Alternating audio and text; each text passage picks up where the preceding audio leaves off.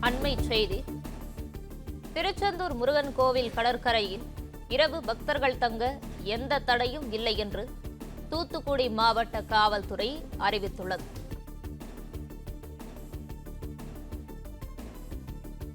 திருச்செந்தூர் முருகன் கோவில் கடற்கரையில் இரவு பக்தர்கள் தங்க எந்த தடையும் இல்லை என்று தூத்துக்குடி மாவட்ட காவல்துறை அறிவித்துள்ளது. திருச்செந்தூர் கோவில் கடற்கரையில் பொருட்கள் திருடு போவதால் பக்தர்கள் இரவு தங்க தடை விதிப்பு என தகவல் வெளியாகியிருந்த நிலையில் பக்தர்கள் இரவு தங்குவதற்கு எந்த தடையும் இல்லை என்று தூத்துக்குடி மாவட்ட காவல்துறை அறிவிப்பு வெளியிட்டுள்ளது. இதுகுறித்தான முழு விவரங்களோடு இணைந்திருக்கிறார் செய்தியாளர் ஷேக் மதார். வணக்கம், விவரங்களை வழங்கலாம்.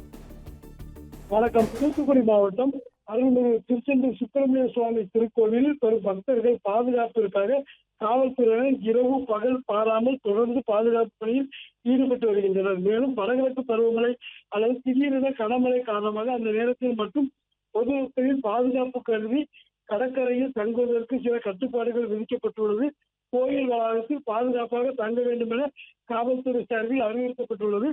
இந்த நிலையில் காவல்துறையினர் கடற்கரையில் தங்கக்கூடாது என ஒரு வதந்தி பரவியதாக கூறப்படுகிறது. இதைத் தொடர்ந்து தூத்துக்குடி மாவட்ட காவல்துறை சார்பில் தற்போது கடற்கரை பகுதியில் தங்குவதற்கு எந்தவித தடையும் அறிவிக்கப்படவில்லை. எனவே பக்தர்கள் பாதுகாப்பாக உயிரின் பாதுகாப்பு முக்கியம் என்பதால் பாதுகாப்புடன் தங்க வேண்டும் என அறிவுறுத்தப்பட்டுள்ளது.